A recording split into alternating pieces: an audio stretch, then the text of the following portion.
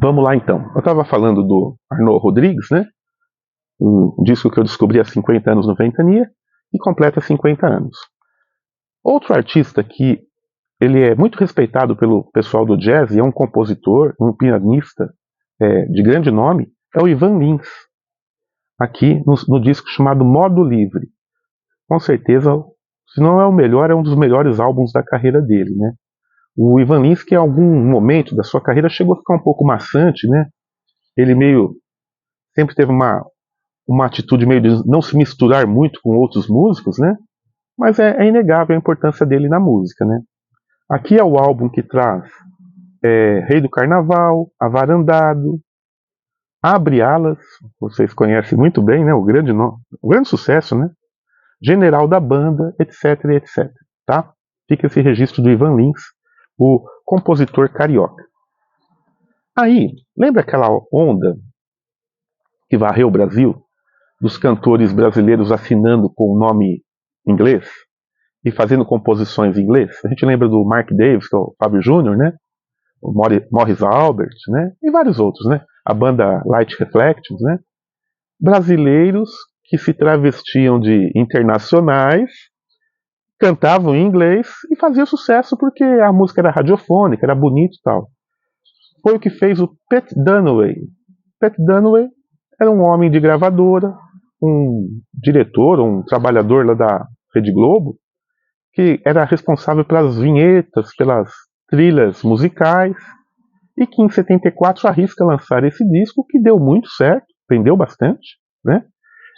Aqui tem You're the Reason, né? You're the Reason foi a faixa que alavancou esse álbum, né? Don't Make Me Cry, Talking to You. Músicas que hoje podem parecer esquecidas, mas há 50 anos atrás tocavam nos rádios. Então, quando você ver essa capa e ouvir esse nome, Pat Dunaway, lembre que foi uma espécie de One Hit Wonder, vamos dizer assim, dos anos 70, mas esse cara era brasileiro, ok? Como não lembrar da querida Sônia Braga, do Garibaldo, do Gugu, dos personagens que interpretaram o Vila Sésamo. Eu assisti o Vila Sésamo preto e branco, em 1974. Adorava o Funga Funga, o Gugu, os esquetes importados, né, que alimentavam o programa, com o Beto e com o Enio, né? E aqui o trio Soneca, que eu não consigo saber quem são, quem compôs o trio Soneca, mas são os autores das músicas que compõem essa trilha sonora linda, que não é apenas um disco infantil, é um disco que arrasta a nossa nostalgia para dentro de nós, né? Aqui a gente tem as músicas com o nome de cada personagem, né? Mas a faixa que alavancou o disco é a alegria da vida. Todo dia é dia, toda hora é hora. De saber que o mundo é seu. Se você for amigo e companheiro, embarque nessa imaginação, vivendo e sorrindo, brincando e rindo. Você será muito feliz e todos serão também. Sensacional, né? É mais um CDR. Acho que isso aqui existe na forma digital já oficial. Lindo, lindo, maravilhoso, né? Ainda dos anos 70, uma espécie de flerte uma espécie de MPB clássica, meio instrumental, mais burilada, a gente lembra do Bournier e Cartier, uma dupla que gravou pouco, mas fez bonito. Em 74 lança esse álbum, né, Bournier e Cartier, com participações para lá de especiais como o Chico Batera, o Chacal, que é o poeta marginal carioca, né? Elcio Milito, do Tamba Trio, o Bebeto, Paulo Moura, nos sopros, né? Márcio Montarroios, olha o time, Mamão, Laércio de Freitas, Rio do Hora, Novelli, Edson Machado, ou seja, um dream team da música instrumental brasileira, auxiliando dois gênios aqui, que é a dupla Bournier e Cartier, para lá de recomendado, né? E já que a gente está falando de música instrumental brasileira, a gente não podia deixar de falar do Tamba Trio, aqui num álbum assinado só como Tamba, né? E o Tamba Trio é o Luiz Essa, o Bebeto e o Elcio Milito. Vocês sabem a importância desses três, né? Sensacional.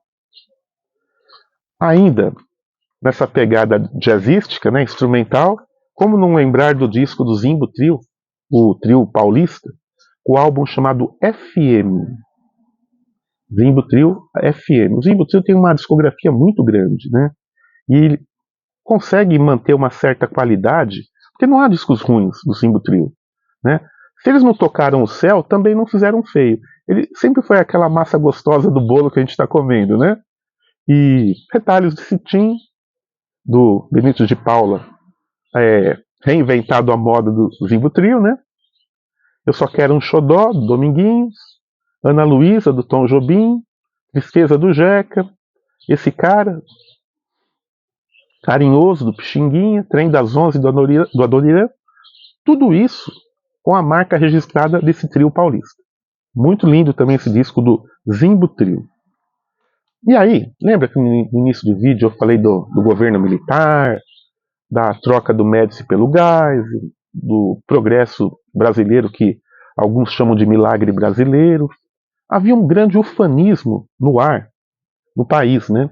Também que vinha a reboque das conquistas esportivas, né?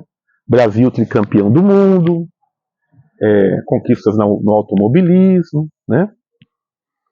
Você que tem mais de 50 anos, 45 anos, deve se lembrar dos álbuns de figurinhas, que tinham todos os temas ligados à geografia, né? Bandeiras do Brasil, frutas brasileiras, moedas brasileiras, coisas do tipo, né?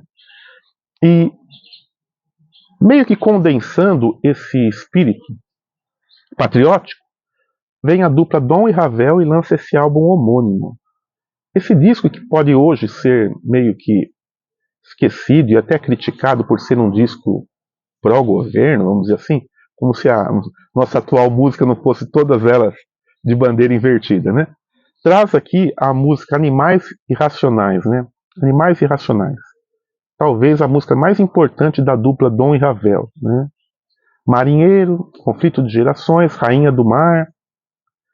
Dom e Ravel foi uma dupla cearense, que depois vem aqui para o Sudeste, começa a participar de programas de rádio, e emplacou algumas músicas em trilhas sonoras, né?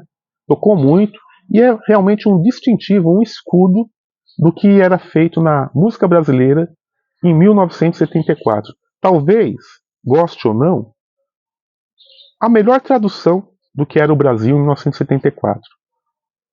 Pobres eu não sei, mas pessoas comuns, humildes, que vieram do Nordeste para o Sudeste, deram sua leitura política e poética do que estava acontecendo no país e cravaram esse álbum que ficou, sem dúvida nenhuma, entre os grandes álbuns. A música Animais Irracionais, você pode procurar no YouTube, é uma música bem bacana.